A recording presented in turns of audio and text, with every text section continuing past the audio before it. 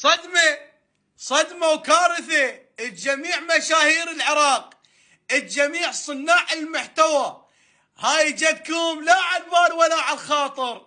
الإعلام والاتصالات تعلن تنظيم عمل مع مشاهير العراق وجميع صناع المحتوى، وتاخذ من عندهم رسوم، رسميا رسوم. يعني إذا عندك أكثر من 5 مليون متابع تدفع 1,000,000 دينار عراقي رسوم للدولة، وإذا عندك 3 إلى 5 مليون يعني احتمال تدفع 850 دينار عراقي هم سنويا. وإذا من 1 مليون ل 3 مليون تدفع 650 دينار عراقي هم سنويا. وإذا عندك 500 متابع تدفع 450 ألف دينار عراقي.